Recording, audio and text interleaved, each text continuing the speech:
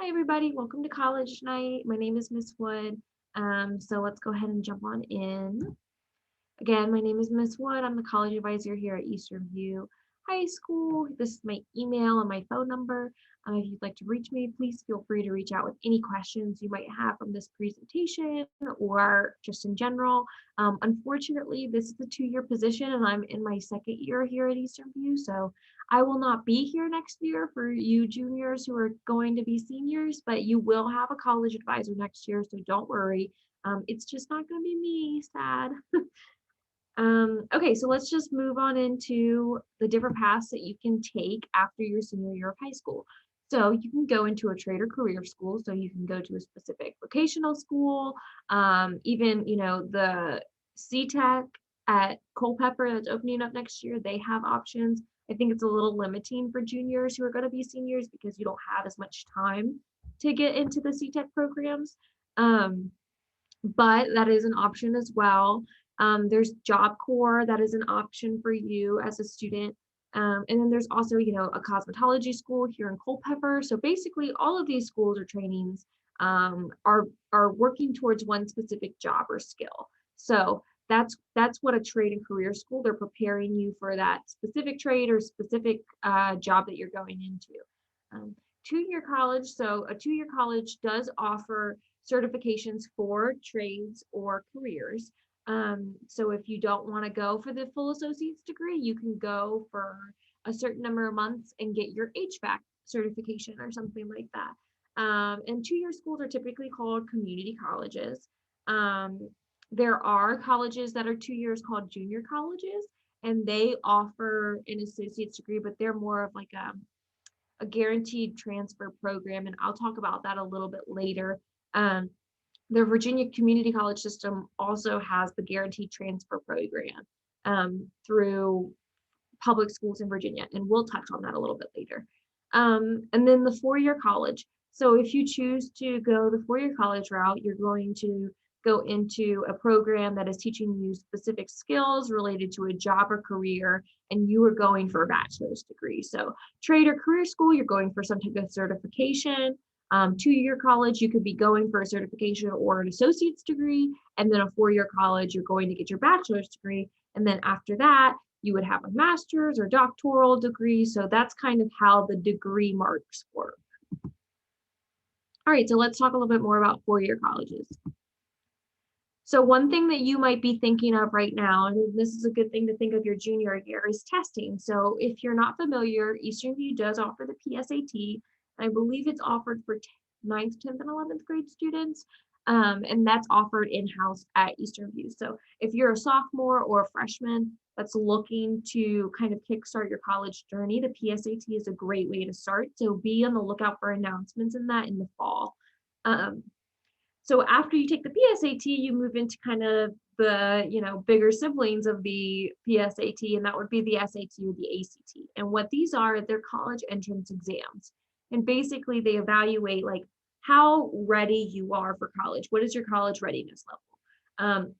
The biggest difference between the SAT and the ACT is that the ACT has a science section. And the ACT is also not offered in Culpeper. So the SAT is offered in Culpeper County at CCHS. The ACT, you would have to go to Fauquier, Orange, Albemarle, some other surrounding county. And the SAT does have an optional essay, but they will be nixing the essay for good after this and subject tests. So SAT is just going to be reading and critical reading and math from now on. So if you want to take the essay, more than welcome to, but just so that you know, they will not be offering the essay after July. So I would highly encourage you not to take the essay at this point.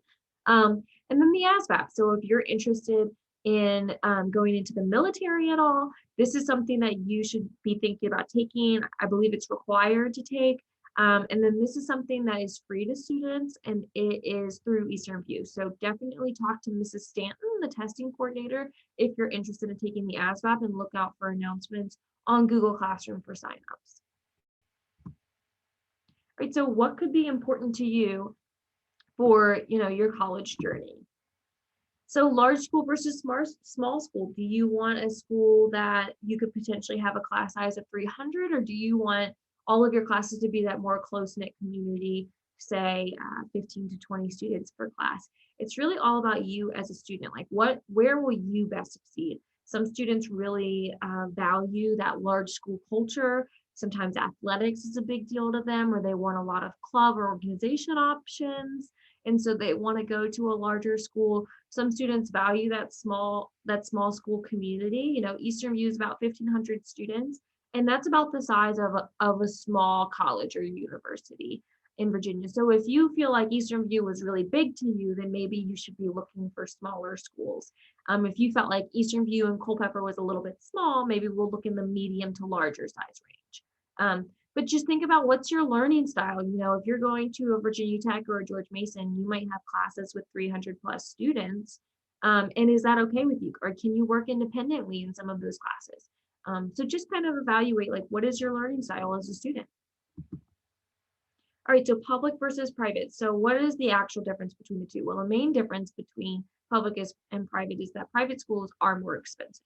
Now, that's not to say that private schools cannot be in your range financially. Private schools typically offer more merit-based and scholarships, which I'll explain a little bit later, and grant money. So basically, what private schools do is they give you a larger chunk of money to bring their cost down to a public school cost. So they are on paper more expensive, but realistically, they're going to bring the same number to the table, around the same number to the table as a public school. And then also private schools just tend to be smaller. I mean, they tend to have a smaller community. And so if that's what you're looking for as a student, then by all means, come and talk to me and we can talk about it. Also, private schools, a lot of our athletes tend to go to private schools. So private schools house a lot of the D3 teams. Not to say that there aren't public schools that do, but public schools are generally just larger in size. And so a lot of our private schools are D3. And that means that our students are typically going there. Unfortunately, D3 students, you're not getting you're not getting any athletic scholarship, but that's not to say you don't get academic scholarship. All right, and environment and student life. So are you looking for an area that's really similar to Culpeper? One thing I like to tell students is that this is where your home is going to be for the next 4 years. And so where are you going to feel the most comfortable? Like, do you want to be in a rural community like Culpeper so that you feel more at home? Or is that something that you don't particularly enjoy about Culpeper and you want to branch out into the maybe more urban community like Richmond or Fairfax or Norfolk? Are you looking for a diverse campus? Is that something that's really valuable to you?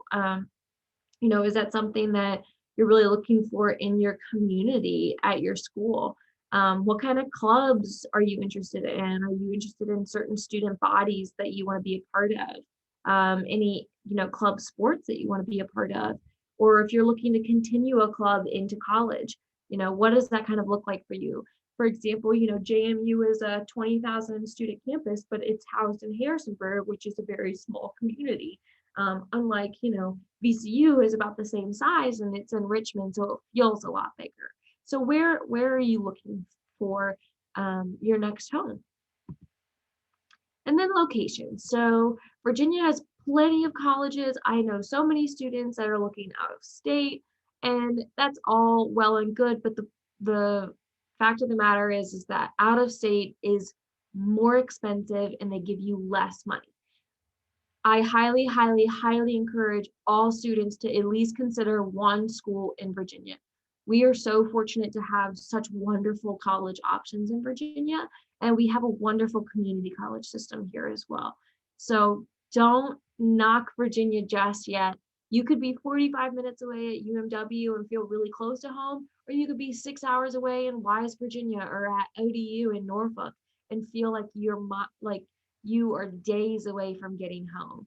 We're in a really unique location here in Culpeper where we have a handful of schools that are far enough away, but close enough that if we wanted to come home, we could.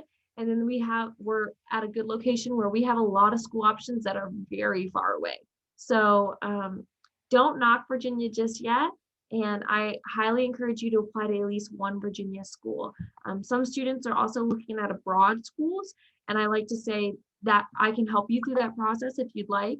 But at the end of the day, there are study abroad programs within Virginia schools where you can be gone out of the country for a year or 2 years. And so don't put yourself in a box where you're only going to apply to a certain type of school. Definitely keep Virginia as an option. So what are some ways that you can learn about colleges? So college night will be happening in the fall. So be on the lookout for that. Talk with your college advisor and your career coach. That's why we're here. That's our job. Come by my office anytime or talk to your new college advisor next year about what are your options and what are you thinking. Do some researching. So I will, show you the Future Center website that we have just created. It's a really great resource. And I'll show you that at the end of the presentation. And then there's also online tours available or self-guided tours. And I definitely say visit the community that you're thinking about living in because that's when you're going to get the best feel for if it's the home for you. Right, so once we know where we're thinking about going, how do we narrow it down? So you want to break it into 3 groups. So what are your safety schools, what are your target schools, and what are your reach schools? While your GPA and your test scores aren't everything, they're definitely a good gauge for where you are going to be a strong applicant. So a safety school is where your academic profile falls above the given range for that school. So maybe I will do a little case study in the next slide. A target school is where you fall within the given range. And that's somewhere that I like to tell students, the safety school is like definitely going to get in there. That's my backup. Target school, I like to tell students, I want to apply here. I'm confident about applying here. And also if I get in, I would like to go to this school or schools. And then reach schools are, where your academic profile falls below a given range. And, these schools vary for a lot of students. Somebody's target school might be somebody's safety school, or somebody's target school might be somebody's reach. And so it just really varies by student. There's not like a one category that would be all safety, all target, and all reach schools. Now, I will say that a lot of our students apply to, Virginia Tech and UVA. And while those might not be reach schools for a lot of students, at the end of the day, they are 2 of the most competitive schools in Virginia. And so I typically tell people to apply to them as their reach schools rather than target or safety, no matter what your academic profile is. Okay, so let's do an example. So I have a 3.0 GPA and I have about a 1030 on the SAT. So where should I apply? So my safety schools probably might look at UVA-Wise or Radford. Target schools, I could look at ODU and UMW, and then reach schools, I would be at JMU and CMU. So you can see how my reach schools would be a little bit different than someone else with a different student profile.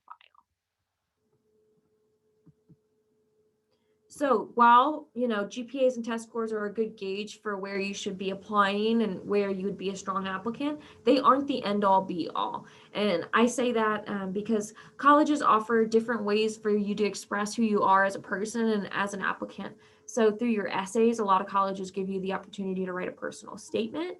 Or at the end of the application, they say, is there anything on the application that we didn't, ask you that you would like to tell us about? And this is where you can kind of, express any challenges that you might have faced in high school that may be reflecting on your academic profile. So if you went through something really tough your sophomore year and your grades were affected by that, then that's something to explain in that personal statement or in the end of the essay when they ask if there's anything else you would like to talk about.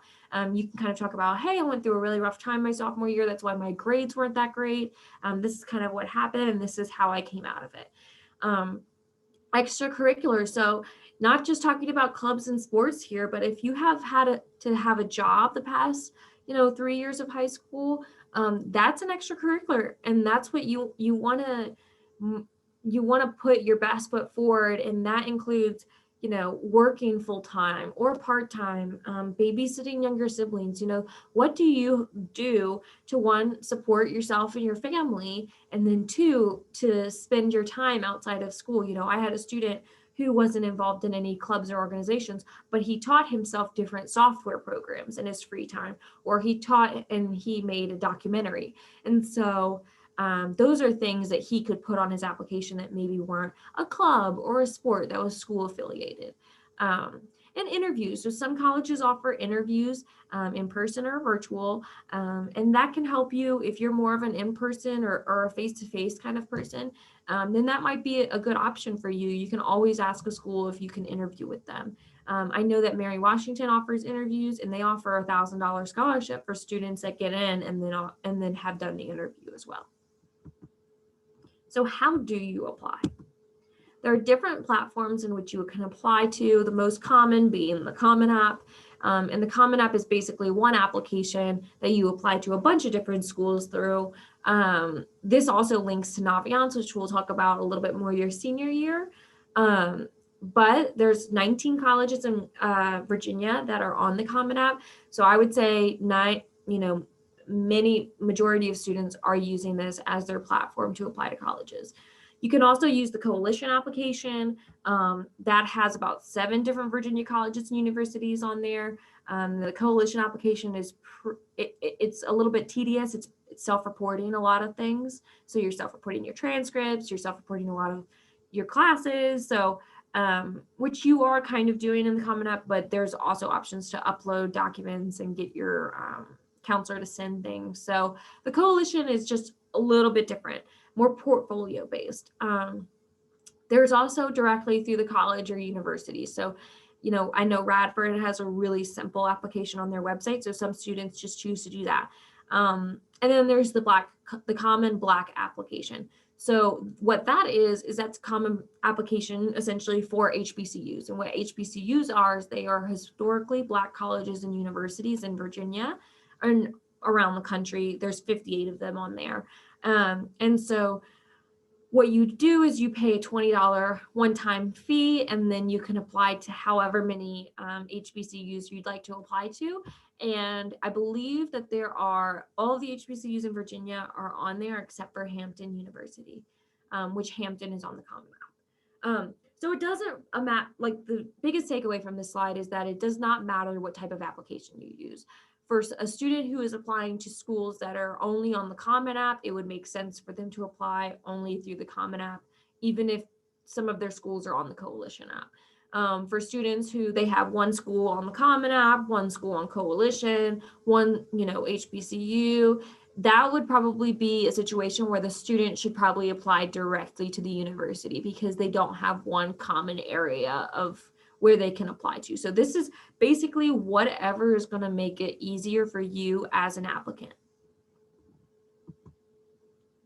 And then components of your application. So your application will include your high school transcript, which is why Naviance is important. That's something that is sent over by your counselor, and you'll talk a little bit more about that your senior year.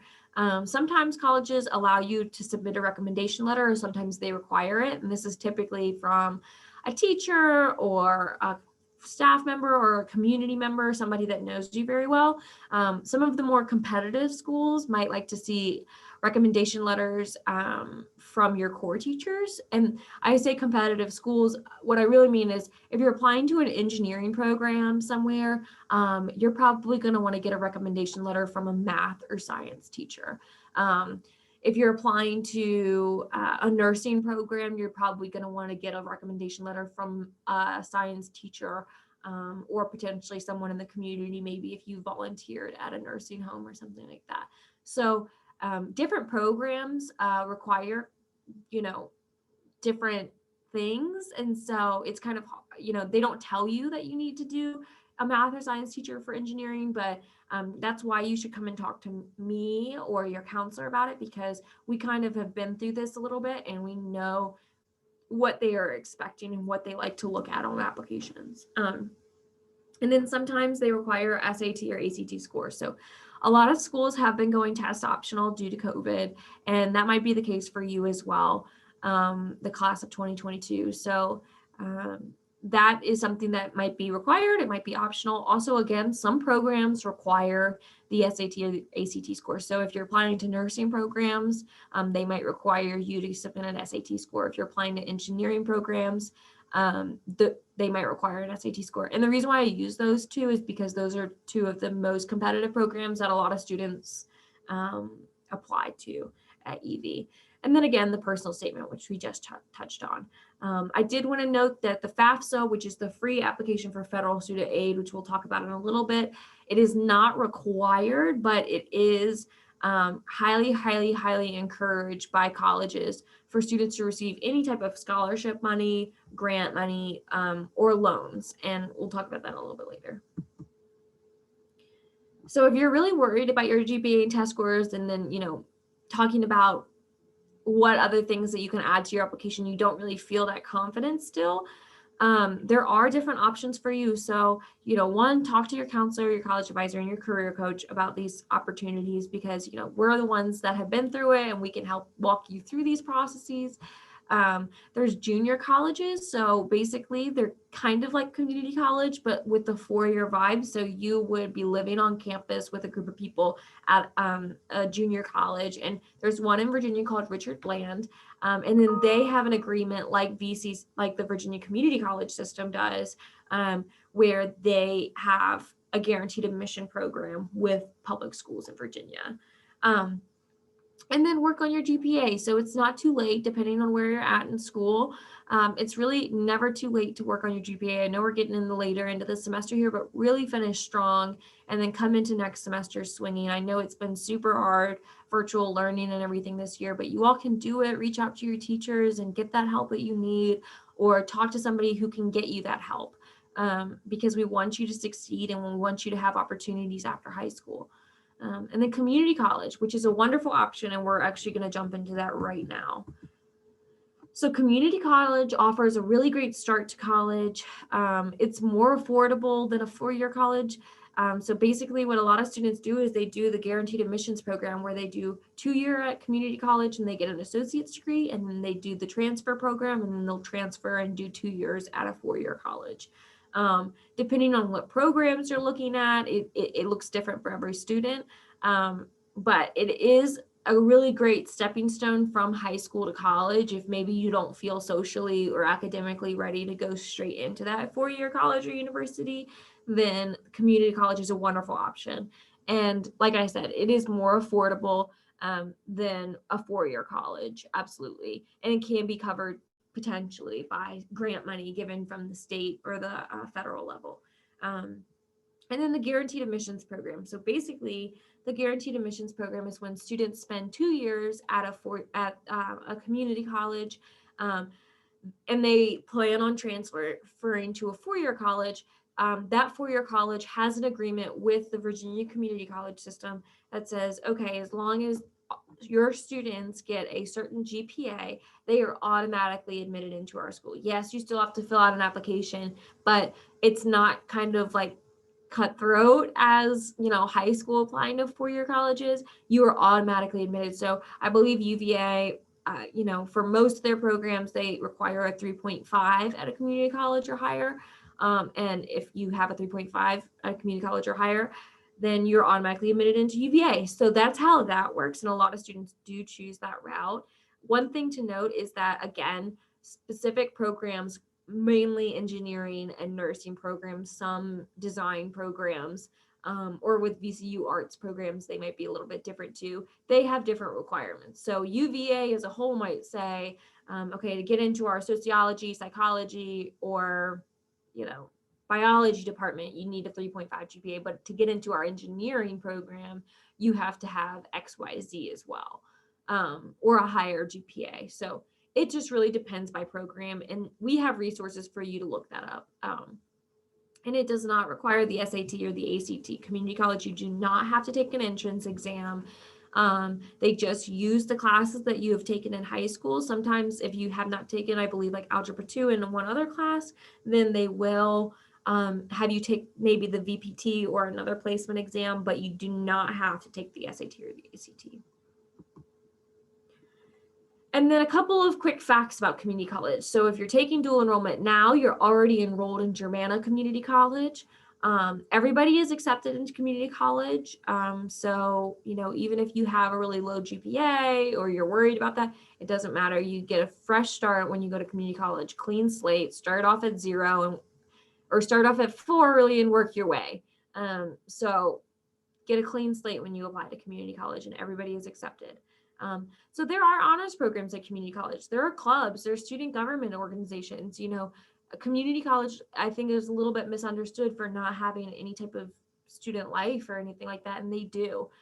They have opportunities for you to get involved on campus. It definitely looks a little bit different because you're not living on campus, but they still have those opportunities for you to get involved. And you can get a certification or associate's degree like we talked about before. And then community college, again, they don't require the FAFSA, but it's highly, highly, highly encouraged. And we'll talk a little bit more about that right now. So what is the FAFSA? The FAFSA is the free application for federal student aid. It is a form that you fill out every year that you are attending college or trade school, and it evaluates your prior year tax information. So that for you, class of 2022, it's going to take you and your parents' 2020 tax information. It opens October 1st for the class of 2022. So that's October 1st of this year. Everyone fills out the FAFSA. It can only help you. It will never hurt you.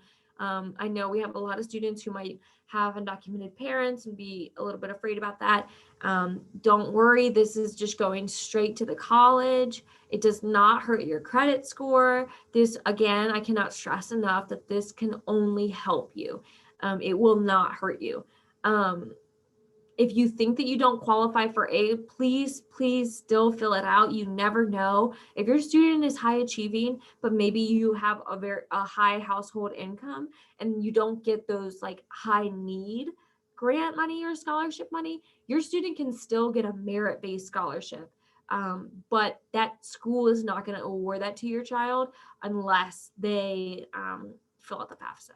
So don't limit yourself. Don't limit the opportunity that you are able to have. And some scholarships, like local, state, and federal, typically require you to fill out the FAFSA, but some local ones also require you to fill out the FAFSA. So again, this is free. You have free help, which would be me or your next college advisor or your career coach. And again, this can only help you. So what comes from the FAFSA? So financial aid. This is kind of breaking down what financial aid is. So the majority of the financial aid that you will get back from filling out the FAFSA are going to be loans. And these are typically going to be federal loans. Now, yes, student loans are scary. I have student loans, but the best types of loans that you can get are federal loans. There are different types of loans, federal, private. The best ones with the best interest rates are the federal loans. So that's why you also fill out the FAFSA. Next, you have grant money. So there might be need-based grant money. There might be merit-based grant money. There is federal grant money, and then there is also state-level grant money. And that is money that you don't pay back. So one of the most popular you might have heard of is the Pell Grant. And the Pell Grant is basically for students that come from household incomes that qualify, which are typically high need. They might qualify for a Pell Grant, and you might qualify for partial of the Pell Grant, or you might qualify for the full Pell Grant. The full Pell Grant is around $6,100, so maybe $6,500. So you might qualify for 2,000 of the Pell Grant. You might qualify for the full 6,500. The Pell Grant, if you qualify for the full Pell Grant, that typically covers the cost of community college, which is huge. Which is why, again, you fill out the FAFSA. Scholarships, you can get scholarships from filling out the FAFSA. A lot of schools will not send you a financial aid package until they receive your FAFSA. And then work study, which basically means that you can work on campus and earn money towards your tuition. So what can you be doing right now? Meet with your counselor 1,000 times, also your college advisor. Create a list of schools and opportunities. Take the SAT. Typically tell students to take the SAT once their junior year and then once their senior year. Give yourself kind of a couple months to buffer and study and do a little bit better on your second time. And gather documents for financial aid. So you should already have your 2020 taxes, your tax returns and W-2s. Gather that information just, in case you need those paper documents. And then just, kind of create a list, talk with your family. What are you thinking? 4-year, 2-year? What are some target, safety, and reach schools that you can kind of start thinking about? And yeah, if you have any questions, this is my social media. I'm on, the counselors are on Twitter. This is my college advising Instagram. So a lot of students like to DM me on Instagram. Feel free to do that anytime. And this is my email. So thank you all so much for coming or watching this video, I guess. And I will be, let me show you really quick what the Future Center looks like. Here.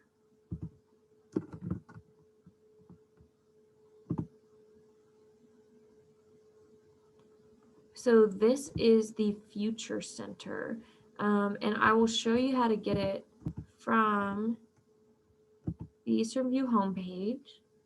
You'll go to Departments. Oops. Go to Departments. Go to Student Services. From here, you will go to the Future Center. And here you have literally anything under the sun that you might think about that you want to know for college. There's the college process, so how to apply, how to explore, career searching, gap year programs, community college, financial aid. There's scholarships already available for juniors, and that is the College Board Opportunity Scholarships. There's national and local or state level scholarship links here. So please, please, please check out this website. I will put it in the description on the YouTube video.